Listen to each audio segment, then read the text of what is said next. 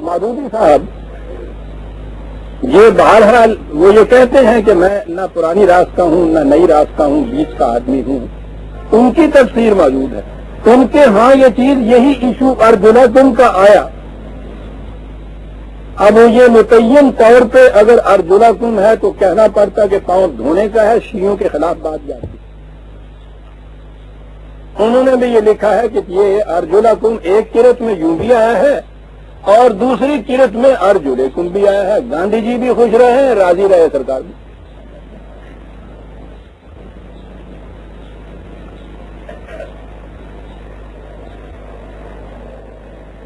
یہ تو ٹھیک ہوا کہ راضی خدا نے حفاظت اس کی لی ہے. اور بات یہ یوں نہیں ہے کہ کسی نے اگر کسی کو پی یو ٹی پٹ پڑھ لیا یا کسی نے فرض کرو کل کو پٹ پڑھ لیا تو کوئی بات نہیں ہے. عربی زبان کے ایک اعراب کے بدلنے سے، زیر اور زبر کے بدلنے سے آپ دیکھتے ہیں نا فرق کیا پڑتا ہے. اور بعض مقامات تو ایسے ہیں کہ اعراب کے ذرا سے فرق سے کفر و ایمان تک کا فرق پڑ جاتا ہے. وہ کہتے یہ ہیں کہ صاحب ایک قرت میں یہ آیا ہے اور ایک قرت میں یوں بھی آیا ہے، یہ بھی قرآن وہ بھی قرآن. اللہ میاں حفاظت کر رہا ہے.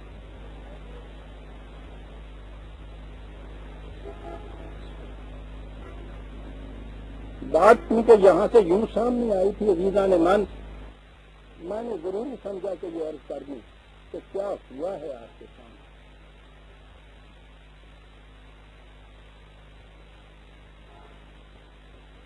ایک روایت پیش کرتے ہیں جس سے یہ معلوم ہوگا کہ یہ اختلاف قرت جو ہے یہ کہاں تک پہنچی ہوئی بات ہے. بار بار میں کہہ کر جا رہا ہوں یہ دین کے خلاف، اسلام کے خلاف بڑی گہری سازشیں کی ہوئی ہے آپ کے.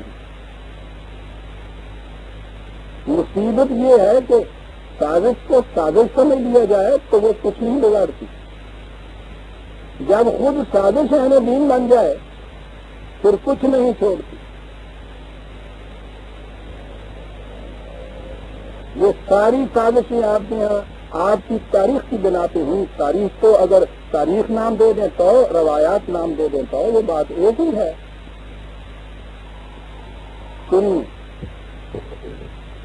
بخاری شریف کی ہی یہ روایت حدیث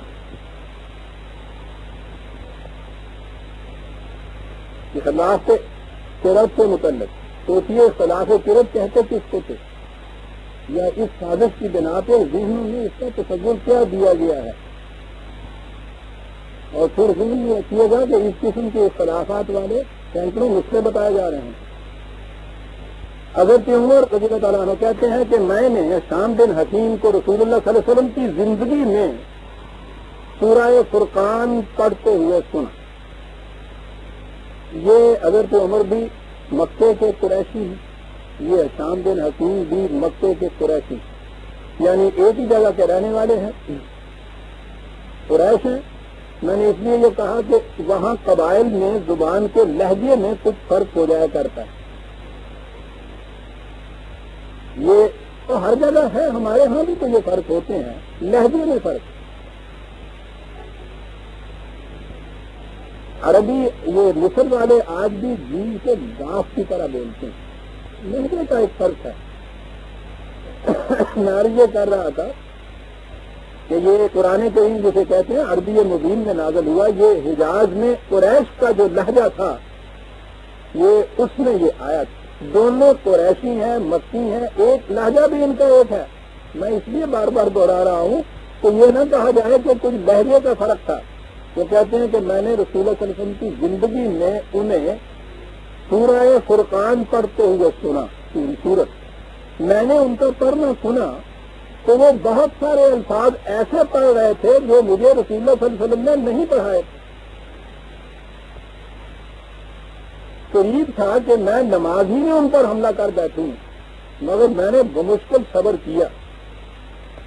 حتیٰ کہ انہوں نے سلام پھیرا تو میں نے انہی کی چادر میں انہیں کس لیا اور میں نے ان سے پوچھا کہ یہ سورت جو میں نے تمہیں پڑھتے ہوئے سنی ہے تمہیں کس نے پڑھائی؟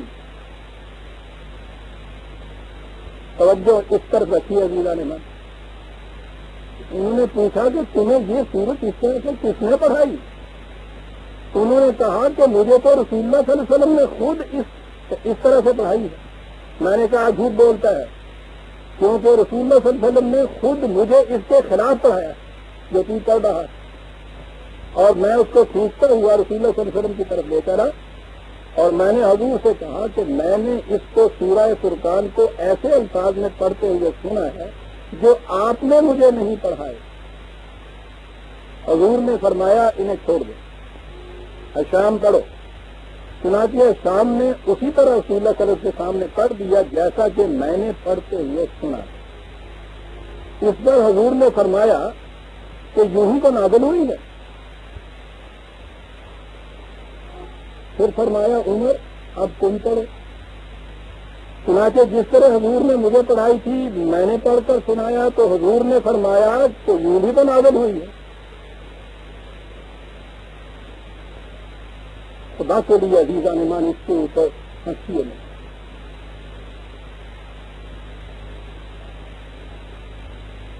ہم سے ہنسنے کے لیے دنیا کا بھی کوئی اور نہیں روتا تو آپ کو کم از کم رونی، یوں بھی تو نازل ہوئی۔ اس کے بعد آپ نے فرمایا کہ قرآن تو 7 عرصوں سے نازل ہوا ہے، یہ 2 ہی کے اوپر نہیں۔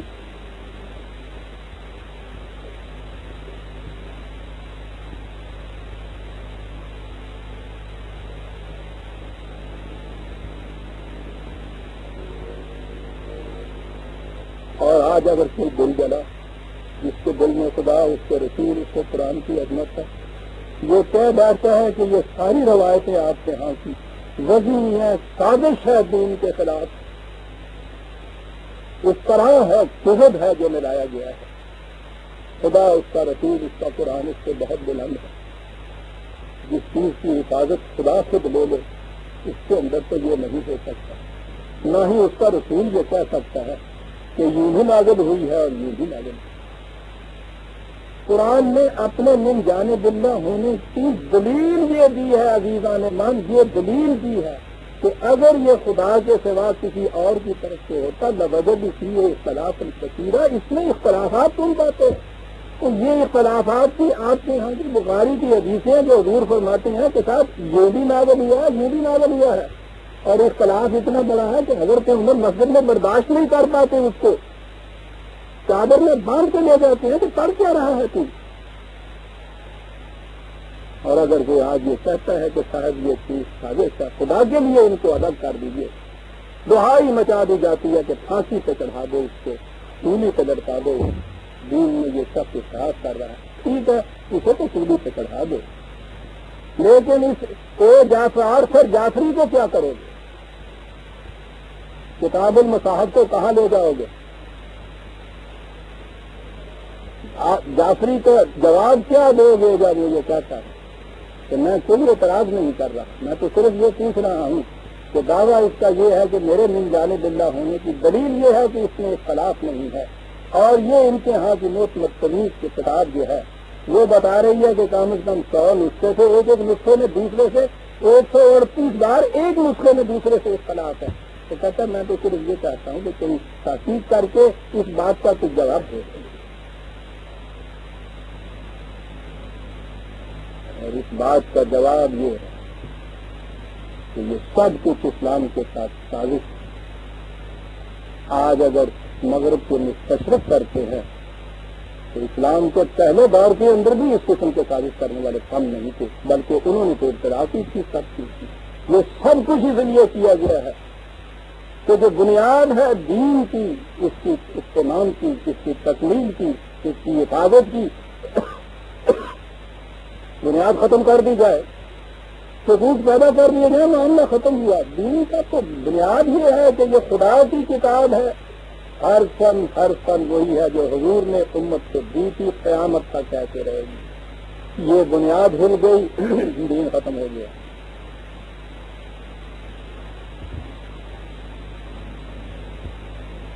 یہ وہ قرآن ہے، یعنی یہ اس قسم کے عقیدے تو گویا متفق علیہ ہیں۔ ہر جمعے کے خطبے میں آپ کے ہاں جہاں خلفائے راشدین رضی اللہ تعالیٰ عنہ کا نام دیا جاتا ہے، عمر ابن خطاب، ابو بکر صدیق، عمر بن خطاب، اور حضرت عثمان کے ساتھ عثمان جامع القرآن، یہ دہرایا جاتا ہے۔ آپ دیکھیے کہاں تک یہ لوگ پہنچے ہوئے ہیں، جو اس سے پہلے قرآن جمع نہیں ہوا تھا۔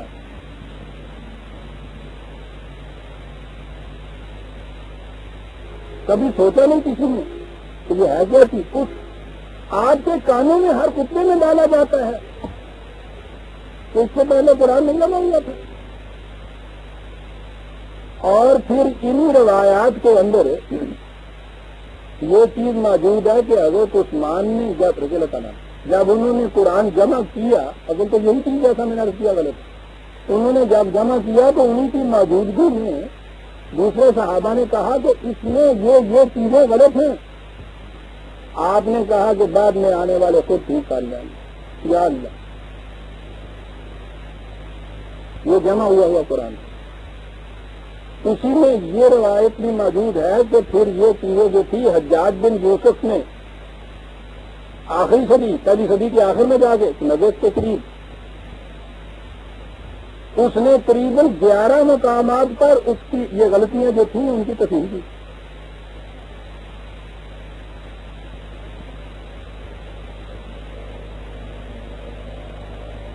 یہ ہے سازش جو آپ کے ساتھ کیا گیا ہے۔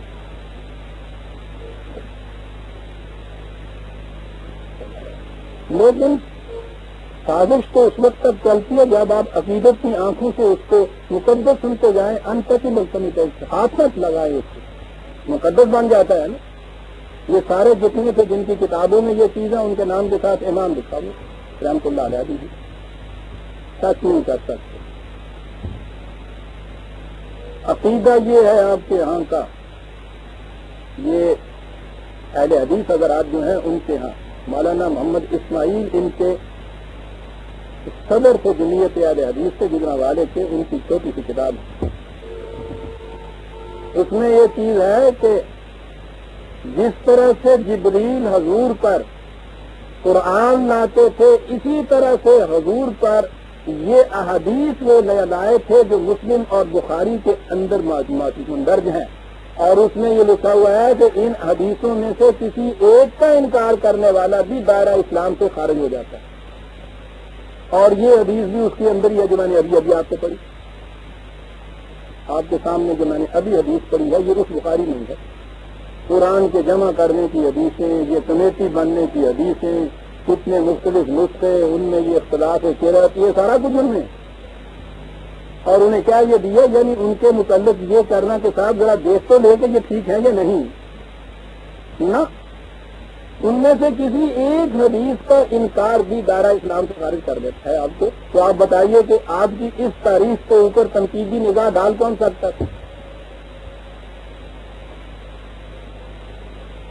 جنہوں نے یہ آواز اٹھائی تھی کہ بھائی قرآن ہے جو آپ کے ہاں تصوتی ہے، اس کے اوپر پرکھ کے دیکھو، جو اس کے مطابق ہیں کہو کہ حضور کی ہو سکتی ہیں، نہیں ہے انہیں مسترد کرو کہ یہ ثابت ہے۔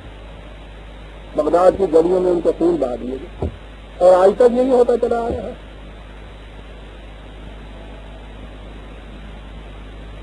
لیکن میں نے عرض کیا ہے کہ سازش اس وقت تک چل سکتی ہے جب تک اس کے قریب نہ کسی کو آنے دیا جائے، اتنا اس کو واجب الاحترام بنا دیا جائے کہ تم ٹچ نہیں کر سکتے۔ جب بھی آپ اس کسوٹی کو لے کے قرآن کریم کی اور ان تمام چیزوں کو دیکھیں گے، حق اور باطل نکھر کے الگ الگ ہو جائے گا۔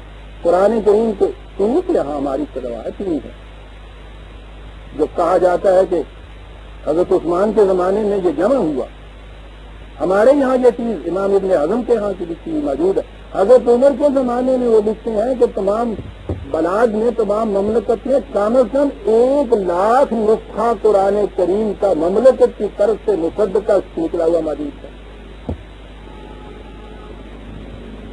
بات صاف ہے، یہ آپ کے یہاں کا قرآن صرف وہ تبرکن نہیں پڑھتے تھے، یہ تو کانسٹیٹیوشن تھا آپ کی مملکت کا، یہ تو ضابطہ تھا آپ کے قوانین کا۔ مملکت ہو، کانسٹیٹیوشن کی کتاب ہی کہیں نہ ملے، ضابطہ فوجداری، ضابطہ دیوانی، دوسرے جتنے بھی قوانین جس کے اندر ہیں، وہ کہیں بھی نہ ہو. مملکت اتنی پھیلی ہوئی تھی, 22 لاکھ مربع میل کی مملکت تھی, یقیناً اس کے اندر اتنے قرآن ہونے کا بنیادی فریضہ یہ تھا مملکت کا کہ اپنے ہاں کے ضوابط قوانین جو ہے ان کی عام نشر و اشاعت کرے. انہوں نے تحقیق کے ساتھ یہ لکھا ہے. یہاں حضرت عثمان کو جامع بتایا جاتا ہے, وہ حضرت عمر کے زمانے میں بتا رہے ہیں کہ کم از کم اتنے نسخے اور وہ مملکت کی طرف سے مصدقہ نسخے اس لیے ہوتے تھے کہ باہر ہو سکتا ہے کہ ابھی چھاپے خانہ نہیں تھا, چھاپے خانہ بھی ہو تو اس میں بھی غلطیاں ہوتی ہیں. وہ تو اتھینٹیکیٹڈ بکس یہاں سے بھیجتے تھے مدینے سے, حکومت کی طرف سے مہر لگا کے. یہ تھا اہتمام اس کا, اور اس میں ایک زیر زبر کا اختلاف نہیں. اب جو اس طرح سے شروع ہوئی ہے تحقیقات کی طرف رخ مڑا ہے, تو اب یہ چیز ڈگ آؤٹ ہونی شروع ہوئی ہے کہ قرآن کے پرانے نسخے دیکھیے کہاں کہاں سے مل رہے ہیں.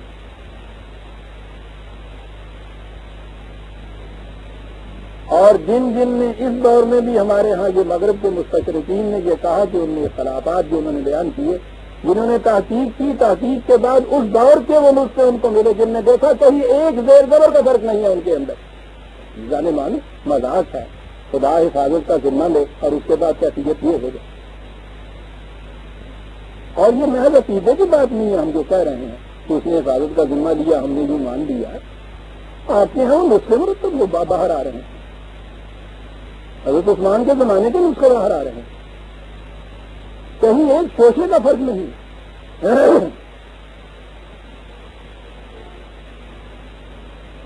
ان سے پوچھیے تو فخر سے یہ بھی بیان کریں گے کہ قرآن کریم آسمان کے نیچے ایسی محفوظ کتاب. جب ان کے یہاں کی تفسیر سنیے تو اس میں یہ کہ ٹھیک ہے صاحب ارجلاکم بھی ہے, ایک قرت میں ارجلیکم بھی آیا, ابن مسعود کی قرت میں 138 الگ قرتیں بھی تھی. یہ بھی سارا کچھ پڑھایا جا رہا ہے. نہ عزیزان من, ایک بات کہو, اگر عقیدتاً ماننا ہے تو مانو کہ قرآن کے من جانب اللہ ہونے کی دلیل یہ ہے کہ اس میں اختلاف قرآن خود کہتا ہے. ٹھیک ہے, یوں نہیں ماننا چاہتے ہٹ کے ایک غیر مسلم مورخ کی طرح, محقق کی طرح ماننا ہے, تو اس کے بعد یہ تحقیقات کر کے دیکھو. قدیم سے قدیم اس کے پہلی چیزیں کے رسول اللہ کے زمانے کے, یعنی صحابہ کے زمانے کے, آپ کے ہاں وہ ملتے ہیں اور ان میں کوئی فرق نظر نہیں. یوں آ جاؤ. لیکن اگر آپ یہ کہو کہ صاحب یہ سب کچھ غلط ہے جس میں نظر آ جاتا ہے کہ قرآن میں کوئی اختلاف نہیں, اور ہمارے ہاں کتاب المصاحف یا بخاری کی یہ حدیثیں ٹھیک ہیں, تو اب اس کا تو جواب کسی کے پاس نہیں دیتا. حدیث کی ان کتابوں کو حدیث کہنے کے بعد انہوں نے ان کو تاریخی تنقید سے بالا تر قرار دے دیا.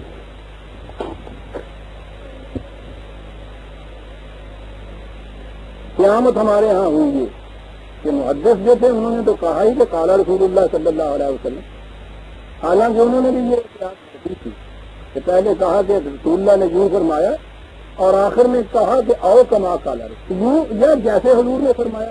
ٹھیک ہے, اس کو یوں رکھیے. میں نے کہا کہ یہ محدثین نے تو یہ ہمارے ہاں یہ جامع جو تھے ان روایات کے, انہوں نے تو یہ چیز کی تھی کہ حضور نے یہ فرمایا. آپ کی تاریخ میں بھی یہ ہے کہ روایت میں یوں ہے, اور روایت سے پھر وہ راوی اسی طرح سے لے جاتے ان کو یا خلفائے راشدین تک یا صحابہ تک یا رسول اللہ تک پہنچا دیا جاتا ہے. تاریخ بھی آپ کی اسی مقام پہ آ گئی, اب اس کو بھی ٹچ کرنے دیا جاتا ہے.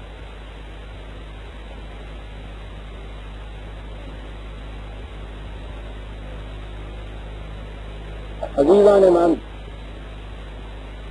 اگر اس امت کی قسمت میں یاوری تھی, اور اس امت سے مراد میری یہ نہیں ہے کہ ہم آپ جو بیٹھے ہیں ہم یا ہماری ہی نسل, کوئی قوم بھی ہم ہوں یا کوئی اور ہو جس نے اسلام کو دین کی حیثیت سے قبول کیا اور خدا کی اس قرآن کو انہیں ضابطۂ زندگی بنایا, جب وہ اس تنقید کے اوپر آئے گی اور ان چیزوں کے متعلق ایک تو خالص علمی نقطۂ نگاہ سے ان سے تنقید کرے گی, اور پھر یہ چیز کہ کم از کم رسول اللہ صلی اللہ علیہ وسلم اور عہد صحابہ والذین معہ کے متعلق یہ ایمان رکھے گی کہ ہماری کتب احادیث اور کتب تاریخ میں کوئی ایسی بات کہ جو قرآن کے خلاف ہو جس سے رسول صلی اللہ علیہ وسلم کی شان اقدس سے کسی قسم کا تان پایا جاتا ہو، جس میں حضور کو رفقاء والذین معہ جو کہا ہے قرآن نے، ان کے متعلق کسی قسم کا تان پایا جاتا ہو، چونکہ قرآن کی شہادت کے خلاف یہ بات ہوگی، اس لیے ہم اس کو سمجھیں گے کہ یہ ماننے کے قابل نہیں ہے۔ جب بھی آپ کے ہاں کبھی امت کی قسمت میں جاگری کی اور کرے گی، آئیں گی یہ قومیں، انسانوں کا چارہ نہیں ہے عزیزان من قرآن کے بغیر۔ یہ نوع انسانی کے لیے شرف انسانیت کا ضابطہ ہے۔ جہاں جہاں ٹھیکا ہے یہ انسان دھکے کھاتا پھرے، اسے آنا ہے اس طرف۔ جب بھی وہ انسان اس طرف آئے، وہ اسے نہ کہوں گا امت محمدیہ، وہ سب سے پہلے کرنے کا کام یہ ہوگا ان کے لیے کہ جتنا آپ کے ہاں یہ لٹریچر انسانوں کا بنایا ہوا آ رہا ہے، اس کو ان تقدس کی طاقوں سے نیچے اتار کر علم کی سطح پہ لائیں گے، علمی نقطۂ نگاہ سے ان پہ تنقید کریں گے، اور حضور اور صحابہ کے دور کے متعلق جو تاریخیں اور روایات ہیں قرآن کی روشنی میں ان پہ تنقید کریں گے۔ جب اس طرح سے وہ منقع اور منزہ کریں گے، وہ ہوگی آپ کی صحیح تاریخ، وہ ہوگی آپ کے یہاں صحیح حدیث کی کتاب۔ قرآن ہے جو بنیاد ہوگا اس کے متعلق۔ قرآن کے ایک شوشے میں، ایک حرف میں، ایک نقطے میں فرق نہیں ہے عزیزان من۔ بات نقطے کی آئی،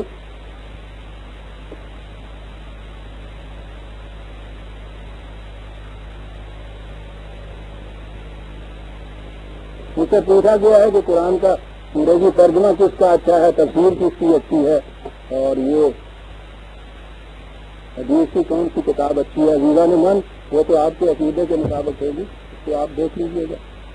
کسی دوسرے کے کہنے کے مطابق کون سی چیز جسے میں اچھا کہوں اسے آپ اچھا کیوں سمجھیں گے؟ جی، جب بھی یہ چیز آپ کے ہاں ہوئی کہ یہ ایک چیز ہے بنیاد آپ کے یہاں قرآن کریم، اور آپ دیکھیں گے جب بھی آپ نے اس کے متعلق ریسرچ کی، آپ دیکھیں گے اس نتیجے پہ پہنچیں گے کہ یہ حرفن زیر اور زبر سمیت وہی ہے جو حضور نبی اکرم صلی اللہ علیہ وسلم نے امت کو دیا تھا۔ اسی مکمل شکل میں حضور کی زندگی میں موجود تھا، کتاب کی شکل میں موجود تھا، مدینے کی مسجد نبوی میں۔ اور وہ مسجد معاف رکھیے مسیحت نہیں تھی، ہے وہ آپ کے ہاں کا مرکز تھا، آپ کی مملکت کا۔ اس مرکز میں ایک نسخہ وہاں رکھا رہتا تھا اور نسخوں کے علاوہ سند کے طور پر، جیسا کہ آیا ہے تاریخ میں، بہت بڑی اس سے ہجوم تھا، زخامت تھی۔ ہرن کی اس زمانے میں کاغذ یہ اس طرح سے بنتا تھا، ہرن کی پتلی چھال اس پہ لکھا کرتے تھے، جس چیزوں پہ مضبوط لکھنا ہوتا تھا۔ اگر کہ کرتاس موجود تھا یمن میں، لیکن ان کے ہاں ہرن کی چھال پہ لکھا جاتا تھا۔ آپ کے ہاں بھی اب تک یہ جو بڑے بڑے ایکٹ نامے جو لکھے جاتے ہیں پارچمنٹ کے اوپر جو ہوتا ہے، وہ کاغذ اسی قسم کا ہوتا ہے۔ آپ اگر کہ مصنوعی طور پہ اسے بنا لیتے ہیں، لیکن وہ ایسا ہی ہوتا ہے جیسے باریک جھلی چھال کی ہوتی ہے، اس پہ وہ لکھا ہوا ہوتا تھا۔ جس قرآن کے لیے ان کی تاریخ کے مطابق بھی 26 کاتب موجود تھے، جس میں حفاظ کی کیفیت یہ تھی کہ نبی اکرم صلی اللہ علیہ وسلم خود ان کو حفظ کرا کے سنا کرتے تھے۔ عربوں کی عربی زبان میں یہ کتاب، اور جو کتاب کو اس کتاب کو میں عربی لینگویج کے اعتبار سے بھی دیکھتا ہے، یہ تو چپک جاتی ہے کتاب عزیزان من۔ عربوں کی تو کیفیت یہ تھی، غیر مسلم وزن میں آ جایا کرتے تھے اس کتاب کو، purely from literary point of view بھی۔ تو عربوں کے ہاں اس کتاب کا حفظ کرنا، کتاب ہے کتنی بڑی ہے۔ آپ کا قاری سجینے والے 3-4 گھنٹے کے اندر ختم کر دیتا ہے اس کو پڑھتے ہوئے، اور اگر یہ باریک ٹائپ پہ لکھی جائے جیسے بائبل چھپتی ہے، آپ دیکھیں گے 40-50 صفحے سے زیادہ بڑی کتاب نہیں ہے یہ۔ اور پھر حضور کے زمانے میں یہ نازل ہو رہی ہے، صحابہ کے بعد وہ موجود ہے، مملکت کا ضابطہ یہ بن رہا ہے، تدریجاً نازل ہو رہی ہے، 23 برس کے اندر یہ نازل ہو رہی ہے۔ اتنا تو پورا بھی یاد کرنا مشکل ہی ہوتا ہے ہمارے یہاں کے بچے سینکڑوں ہزاروں لاکھوں کی تعداد کے اندر قرآن حفظ کرتے ہیں، غیر زبان کا قرآن۔ اتنے تو الفاظ موجود تھے. خود ہی یہ بتاتے ہیں اس روایت کے اندر جہاں یہ کمیٹی بٹھاتے ہیں تو کہتے یہ ہیں کہ صاحب ایک جنگ تھا، جنگ یمامہ، اس کے اندر ایک لڑائی میں اتنے حافظ شہید ہو گئے کہ اس پہ حضرت عمر نے حضرت ابوبکر صدیق سے یہ کہا کہ میں یہ ڈرتا ہوں کہ اگر حفاظ اس طرح سے شہید ہونے شروع ہو جائے یا بہارا کبھی بات مارنے شروع ہو جائے تو بڑی کمی واقع ہو جائے گی. ہمیں چاہیے کہ قرآن کو ایک کتاب میں منتخب کر دیں. یعنی میں نے کہا کہ یہ تو روایت غلط ہے، لیکن یہ چیز کہ اتنی تعداد و فاظ بھی موجود ہے. تو پوچھیے وہ جو حافظ پڑھتے تھے، آپ نے دیکھا ہوگا آج بھی تراویح کے اندر حافظ اگر آگے سے ایک زور کی غلطی کرتا ہے پیچھے کھانے کھڑے ہوتے ہیں. وہاں پکار اٹھتے ہیں اور اسے رکنا پڑتا ہے وہاں. تو وہاں جو حفاظ تھے تو وہ یہی تصویر تھی جو حضرت عمر کی اس روایت میں ہے کہ سورہ فرقان وہ ایک اس طرح سے پڑھ رہا ہے کہ دوسرا کیا رہا ہے کہ یہ کیا بانی پڑھ رہتی ہے اور حضور کے پاس لے جاتے ہیں پکڑ کے.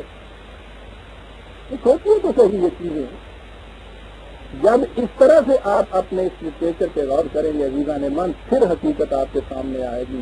خدا کی یہ کتاب من جانب اللہ، تاریخ یہ بتائے گی اور آپ حیران ہوں گے کہ انہی مستشرقین میں وہ لوگ آج موجود ہیں جو اس کی شہادت دے رہے ہیں کہ ہم نے تحقیق کی ہے اس کتاب کے متعلق. یہ الفاظ ہیں. میری جو کتاب ہے آسمانی کتابوں کی کہانی، یہی ہے میری نام اس کا، آسمانی کتابیں. میں نے تمام مذاہب کی جتنی مروجہ آسمانی کتابیں ہیں ان کی تدوین و ترتیب کی بھی اس نے تاریخ دی ہوئی ہے، اور آخری چیپٹر میں قرآن کریم کے متعلق اس میں ان کے لیے اقوال ہیں کہ ہم نے اب خود انڈیپینڈنٹلی تحقیق کی ہے اور اس کے بعد اس نتیجے پہ پہنچے ہیں کہ یہ قرآن جو مسلمانوں کے پاس اس وقت ہے یہ لفظ وہی ہے جو محمد کے منہ سے نکلا تھا. یہ اس کے الفاظ ہیں، آپ دیکھیے گا. مستشرقین کی تحقیق کو اس نتیجے پہ پہنچا رہی ہے، اور آپ کے ہاں کا مقدس لٹریچر جنہیں آج کے دارالعلوموں میں آج بھی اس طرح سے پڑھایا جا رہا ہے وہ کتاب المصاحف پر آتا ہے آپ کے وہاں. لہذا عزیزان من، آپ نے دیکھا ہوگا کہ بات تو ارجلکم اور ارجلکم کی تھی، لیکن در حقیقت یہ کتنی بڑی ایک سازش ہے جس کی طرف ہمیں لے جایا گیا ہے. قرآن میں کوئی دو صورتیں نہیں ہیں. جیسا میں نے عرض کیا ہے یہ اعراب کا فرق بھی عربی زبان کے اندر کچھ یوں معمولی تلفظ کا یا لہجے کا فرق نہیں ہے، یہ تو بنیادی طور پر معنی بدل دیتا ہے.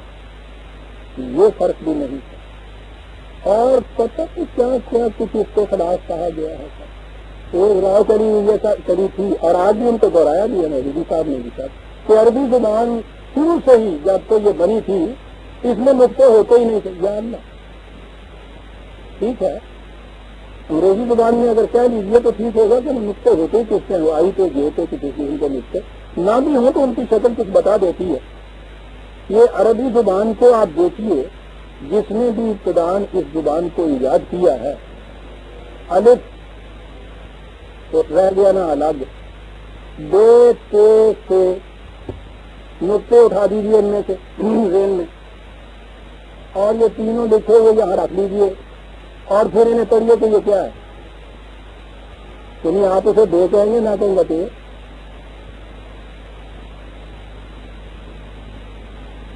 اور کوئی دلیل نہیں آپ کے پاس ثابت کرنے کی کہ یہ دو ہے یہ تو ہے.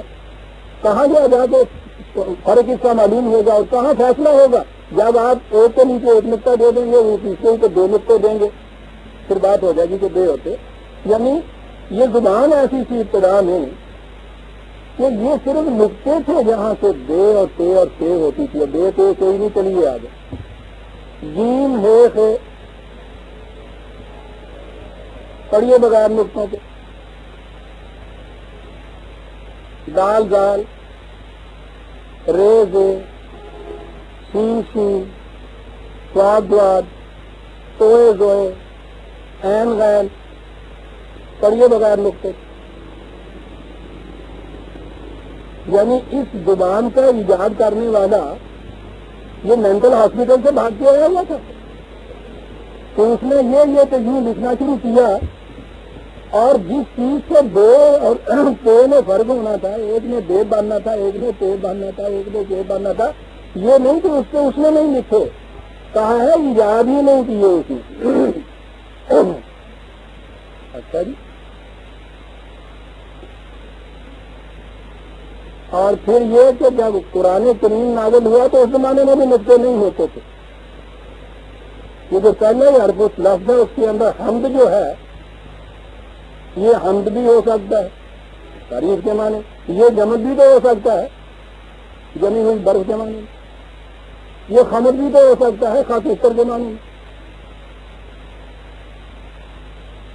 کبھی نقطہ نہیں ہوتے۔ تو صرف ایک طرف سے سازش اس پہ آئی ہے کہ میں عربی کروں، اور میں کہہ رہا ہوں یہ قدیم زمانے والے نہیں ہیں، ہمارے یہاں سے اس دور سے ماڈل نہیں تھی مفسر، اور اس سے انکار کیوں ہے؟ ہماری تو شامت اعمال ہے کہ اس چیز کو جو آتی ہے تو ایک چیز کرتے ہیں قدر فرمائیے، کیا کہہ رہے ہیں آپ یہ؟ اور خود مودودی صاحب اس کی بات کرتے کہ چھوٹے نہیں سمجھتے، کر لو کیا کرتے، کیا اراد نہیں ہوتا؟ ایک ایک کر کے نئی نسل کے دل سے قرآن کی عصمت کو نکالنے کے لیے ایک ایک کتنا بیدار کیا جاتا ہے۔ تحریر کی یہ کیفیت کہ نقطے ہی نہیں، عربی زبان کے بغیر نقطے یعنی ایجاد ہی نہیں ہوئے، پھر آپ لگے ہوئے ہی نہیں، اس کے اندر 10 ایسی آیتیں ہیں جو قرآن میں نہیں ہیں، ان پہ عمل ہوگا، سینکڑوں ایسی ہیں جو قرآن کے اندر ہیں، عمل ان کا منسوخ ہو چکا ہے۔ طرقوں کے اختلاف کے معنی یہ ہے کہ حضور کے زمانے میں، صحابہ کے زمانے میں سینکڑوں مختلف نسخے تھے لوگوں کے، ان میں مختلف الفاظ ہوتے تھے۔ حضرت عثمان نے ان کو جمع کیا، ان کے نسخے میں کم از کم 11 غلطیاں صحابہ کرام پوائنٹ آؤٹ کیا کرتے تھے، اور آپ نے کہا تھا کوئی بات نہیں بعد میں نکال دیں گے۔ حجاج بن یوسف نے ان غلطیوں کی تصحیح کی، باقی نسخوں سے حجاج کے نسخے میں اختلاف تھا، اور پھر یہ حساب کہ انہوں نے تلوار کے زور پہ اپنے نسخے کو رائج کر دیا۔ پہلے تو حضرت عثمان کے متعلق یہ ہے کہ اپنا نسخہ انہوں نے رائج کر دیا، باقیوں کے متعلق کیا دیا دلا دے، یعنی یہ اس طرح سے یہ قرآن آپ کے یہاں کا آگے چلایا گیا ہے مستقبل ڈکٹیٹر کی طرح کہ میرے طرح کیا ہوا جو یہ کرے گا، باقی سب کیا میں کیا کروں عزیزان ایمان، سوائے اس کو کہ خدا کرے کہیں کچھ بچے مجھے مل جائیں عمر کے اس آخری حصے میں میرے پاس بیٹھ جائیں، ان کو نصاب کے طور پہ یہ چیزیں جو ہے پڑھا دیں، پھر بات صاف ہو سکتی ہے۔ اور پھر میں عرض کر دوں کہ یہ عقیدہ پر نہیں چاہ رہا، میں تو نو مسلم ہوں اس اعتبار سے کہ زندگی کا آدھا حصہ میں نے انہی عقائد کے لیے گزارا ہوا ہے، میری تعلیم و پرورش کسی انداز سے ہوئی تھی، میں نے ایک چیز کی پھر خود تحقیق کی ہے سیتا نے، جو کچھ عرض کر رہا ہوں اللہ کی توفیق سے ایک ایک چیز کی سند اور اتھارٹی رکھتا ہوں جب میں یہ کچھ کہتا ہوں، اور پوری سند اور اتھارٹی تاریخ کی تنقید اور سند اتھارٹی کے ساتھ یہ چیز ثابت کر سکتا ہوں کہ یہ قرآن جو خدا نے ہمارے رسول کو نازل کیا، جس شکل میں جن نقطوں حرفوں اعراب لفظوں کے ساتھ حضور نے جس ترتیب کے ساتھ جس تدوین کے ساتھ حضور نے امت کو دیا تھا، بیان ہی اسی طرح سے آج کے ساتھ میں موجود ہے، امت کے پاس موجود ہے۔ اس لیے اگر ایک مقام پہ بھی کوئی اختلاف ہو جائے، یہ خود کنڈم کر رہا ہے اپنے آپ کو کہ یہ پھر خدا کی کتاب نہیں ہو سکتی۔ میں عقیدتاً نہیں منواؤں گا اپنے ان نوجوانوں کو، میں علم کی سطح کے اوپر ان کو یہ بتاؤں گا کہ جاؤ اور پرکھ لو، اور جا کے دنیا کے سامنے اس کا اعلان کر دو، اور پھر اس کے بعد کہوں گا کہ لاؤ کوئی اور کتاب لکھی، خاطو بصورت میں کتاب لکھی، ایک صورت اس کی نکل جا کے بتاؤ۔ لگا تھا عزیزہ نے من فلانا سمجھ رکھا ہے خدا اور اس کا دین اور اس کی کتاب اتنا جلیل القدر رسول کتاب کو دینے والا، جس کا فریضہ یہ تھا جو اللہ نے کتاب تعلیم کتاب کرتا تھا تو وہ کتاب ہی مختلف شکلوں میں پڑھا رہا تھا، معاذ اللہ معاذ اللہ معاذ اللہ۔ جس رسول پہ ہمارا ایمان ہے، جو خدا کا رسول تھا، اس کی شان سے صحیح تھا یہ چیز، یہ ہے کتاب اللہ عزیز الرحمان، جس کے اندر یہ شہادت موجود ہے، سوچ سمجھ کر اس کے اندر شہادت موجود ہے کہ اس کو لکھنے والے بڑے برگزیدہ تھے، جس کا پہلا لفظ غالب کتاب ہے، عرب کتاب کہتے ہی نہیں تھی منتشر اوراق کو، ان کی زبان میں جب اوراق کی رشتہ بندی کر دی جاتی تھی، شرازہ بندی کر دی جاتی تھی، اس کے اندر لوہے کا وہ ٹکڑا نال وہ جو ایک سرکل تھا، وہ جب اس میں شرازہ بندی کر کے اس کو پہنا دیا جاتا تھا اوراق کو، اس وقت بھی اسے کتاب کہتے تھے، مکمل شکل میں، غیر متبدل شکل میں، معصوم شکل میں، کتاب کی شکل میں، اور فاض کے سینوں میں قرآن اس کی بھی شہادت دیتا ہے، ان کے سینوں کے اندر لکھنے والوں کے متعلق نون والقلم سے سورت کتاب مکتوب کہہ رہا ہے، یہ سارا کچھ قرآن کے یہ اندرونی شہادت ہے، ضروری شہادت میں نے کہا ہے، تاریخ اور علم کی تحقیق کی بنا کے اوپر شہادت ہم دیتے ہیں جو دنیا کے سامنے پھینکتے ہیں کہ لو چیلنج ہے، پھر جا کے دیکھو پھر ان کی شہادت کے بغار کے کہہ رہے ہیں عزیزان من، بات اہم تھی، خدا کرے کہ جس طرح سے میں سمجھانا چاہتا تھا وہ سمجھ دیا جائے۔ سورہ مائدہ کی 6 آیت میں یہ بات آئی ہے، آیت بھی پوری نہیں ہوئی، آیت تو ہو جائے گی پوری، بات پوری ہو گئی۔